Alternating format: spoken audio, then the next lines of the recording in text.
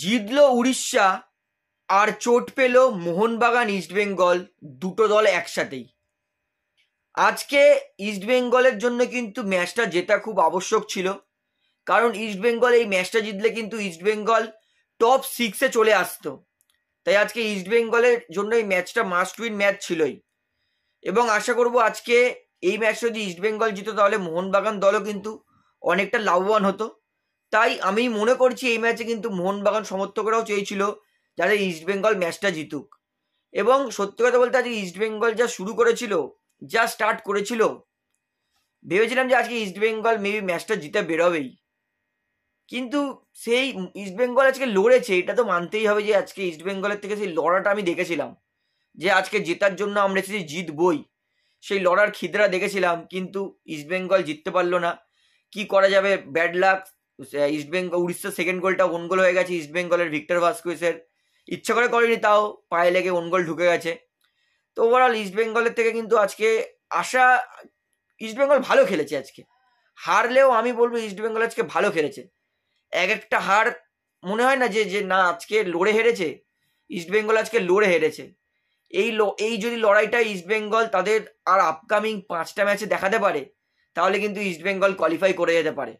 এই লড়ার মানসিকতাটা ইস্টবেঙ্গলের দেখাতে হবে। ইস্টবেঙ্গল যাই হোক আজকে কিন্তু উইনিং পজিশনে ছিল এবং ভালো লিডটাকে ডিফেন্সও করছিল, কিন্তু 40 মিনিটে রাকিবের কি দরকার ছিল ওই জায়গাটা দিয়ে ফাউল করার? পেনাল্টি করে রাকিবের কোনো দরকারই নেই। সাইড লাইন একদম সাইডে, পেনাল্টি বক্সের সাইডে রাকিব কি করলো, বডিটা ধরে ঘুরিয়ে দিয়েছে। আর ডিয়েগো মরিসিও চালাক লোক, জানে যে রেফারি সামনে আছে, আমাকে বডি ধরে পরিষ্কার ঘুরিয়েছে, আর উনিও বডি ফেলে দিয়েছে। পেনাল্টিটা জেনুইন ছিল, এতে এক ফোঁটাও সন্দেহ নেই, কিন্তু রাকিবের বোঝা উচিত ছিল যে ওইটা লাইনের ধারে ছিল। বড় জোর কি করতো ডিয়েগো মরিসিও, মাইনাস দিত।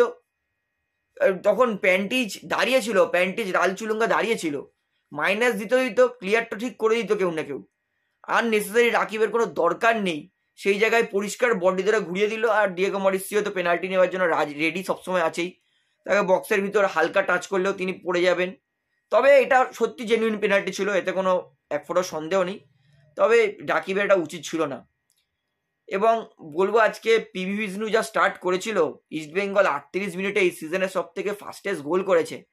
একদম খেলা শুরু হয়েছে, বাসি দিয়েছে, থ্রোইন হয়েছে, থ্রোইন থেকে প্যান্টিজ পাস দিয়েছে, পিভি বিষ্ণু কি সুন্দর একা বল কাটিয়ে বক্সের ভিতরে ঢুকে একদম সাইডে ফার্স্ট পোস্টে ফিনিশ অফ মাখন। পিভি বিষ্ণু আজকে ইস্টবেঙ্গলের সব থেকে বেস্ট প্লেয়ার ছিল, এবং আমি সত্যি অবাক হয়ে গেছিলাম যখন বিষ্ণুকে বসিয়ে দিয়েছিল। বিষ্ণু বসার পর থেকে কিন্তু নান্দাকে যখন নামিয়েছে, আমি বলবো না মাঝে মাঝে আমাদের কাছে অপশান থাকলে আমি অপশানটা ব্যবহার করবো, এরকম কোনো কথা হয় না। আজকে বিষ্ণু থাকলে মেবি ইস্টবেঙ্গল আরও গোল পেতে পারতো। নন্দা নামার পর থেকে কিন্তু নন্দাকে একটা দুটো ইনসিডেন্ট ছাড়া নন্দাকে খুঁজে পাইনি। আজকে বিষ্ণু বেটার খেলছিল এবং আজকে ডিজার্ভিং ছিল বিষ্ণুর 90 মিনিট খেলা। কিন্তু ওই যাই হোক, একটা কোচেদের থাকে যে একটা প্লেয়ার আছে ওকে নামাই, কিন্তু বিষ্ণু আজকে ডিজার্ভ ছিল 90 মিনিট খেলুক। বিষ্ণু 38 সেকেন্ডে ইস্টবেঙ্গল দলের জন্য কিন্তু প্রথম গোল করেন, এবং এই সিজনের প্রথম গোল। একদম মাখন শুরু করেছিল ইস্টবেঙ্গল, এবং এই একটা গোল করার পরে ইস্টবেঙ্গল যে কোথায় খোলসের মধ্যে ঢুকে গেল খুঁজে পাওয়া গেল না ইস্টবেঙ্গল দলকে। কোচের এই স্ট্র্যাটেজিতে চলবে না। আমি একটা ইনসিডেন্ট বলছি, 35 মিনিটে যখন স্ট্যাটস দেখিয়েছে, 35 মিনিটে স্ট্যাটস বলছে আচ্ছা উড়িষ্যা তারা পাস খেলেছে 180টা আর ইস্টবেঙ্গল খেলেছে 75টা, মানে 100টা পাসের ডিফারেন্স। একটা গোল করার পর ইস্টবেঙ্গল কেন ব্যাকফুটে চলে যায়, একটা গোল করার পর চড়া হয়ে আর একটা কেন গোল করে না? এটা সত্যি আমার কোচের এই স্ট্র্যাটেজিটাই আমার একটুখানি জাস্ট মাথায় একটুখানি আমার এটা প্রশ্ন আছে, যে একটা গোল করার পর কেন আমরা সেলে চলে যাব, কেন আমরা অপোনেন্ট দলকে খেলতে দেবো? এই জায়গাটাই ভুল করেছে।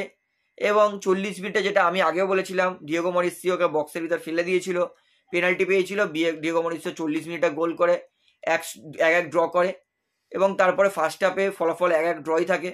তারপরে ইস্টবেঙ্গল দল কিন্তু সেকেন্ড হাফে কাউন্টার করছিল ভালোই, দুজনেই ভালো খেলছিল, কিন্তু কিছু করার নেই, একটা সময় ব্যাড লাক হয়, সেটাই হয়েছে। ভিক্টর ভাস্কুইসের পায়ে লেগে ওন গোল ঢুকে গেছে, কিছু করার নেই, ব্যাড লাক ছিল আজকে ইস্টবেঙ্গলের।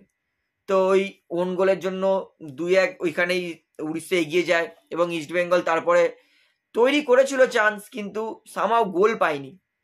এটা হচ্ছে কিছু বলার নেই। ইস্টবেঙ্গল দল লড়েছে, সেই জন্য আমার মনটা ভালো আছে যে ইস্টবেঙ্গল অ্যাটলিস্ট লড়েছে। হারুক জিতুক এটা ম্যাচের পার্ট, একটা দল হারবে একটা দল জিতবে, তবে আজকে লড়াটা ইস্টবেঙ্গলের এটা আমি দেখতে চেয়েছিলাম, এটা দেখেছি, সত্যিই ভালো লাগছে। তো যাই হোক, ফলাফল হয়েছে 2-1, উড়িষ্যা জিতেছে। উড়িষ্যা এখন 35 পয়েন্ট নিয়ে টপে 1 নম্বরে বসে আছে, এবং আমাদের বাংলার আরও এক ক্লাব মোহনবাগান, তারা এখন 30 পয়েন্টে আছে। এর পরের ম্যাচ যদি মোহনবাগান জিতে তাহলে 33 হবে, তাও পয়েন্টস টেবিলে 1 নম্বরে যেতে পারবে না মোহনবাগান, এখনও কিন্তু চান্স অনেক পিছনে আছে। 5 পয়েন্টের আগানো মানে সেটা বিশাল ব্যাপার, একটা হিউজ ব্যাপার। তো যাই হোক, আজকে ইস্টবেঙ্গল লড়েছে, কিন্তু আনফর্চুনেটলি একটু লাক খারাপ ছিল, সেই জন্য সেকেন্ড গোলটা ওন গোল হজম করেছে। আজকে হারার পরে কিন্তু ইস্টবেঙ্গল দল পয়েন্টস টেবিলে সেই 8 নম্বরেই আছে। ইস্টবেঙ্গলের 17 ম্যাচে 18 পয়েন্ট, এবং ইস্টবেঙ্গলের হাতের 5টা ম্যাচ আছে। তো দেখা যাক ইস্টবেঙ্গল কি করে। তো বন্ধুরা, এটাই ছিল আজকে আমার ম্যাচের অ্যানালাইসিস। তো আপনার ম্যাচটা কেমন লেগেছে, আপনি ম্যাচটা কতটা উপভোগ করেছেন, সেটা আমাকে অবশ্যই কমেন্টে জানাবেন। তাহলে বন্ধুরা, আজকের এই ভিডিওটিতে আমার আপনাদেরকে এতটাই বলার ছিল। তো আশা করি ভিডিওটি আপনার ভালো লাগলো। তো ভিডিওটি ভালো লাগলে অবশ্যই লাইক করুন, কমেন্ট করুন, শেয়ার করুন, এবং বন্ধুরা চ্যানেলটি তারা নতুন আছেন সবাইকে একটা অনুরোধ করবো, তারা অবশ্যই পাবলিক ভিউ কলকাতা এই চ্যানেলটিকে সাবস্ক্রাইব করে বেল আইকন প্রেস করে অল করে রাখবেন। ধন্যবাদ।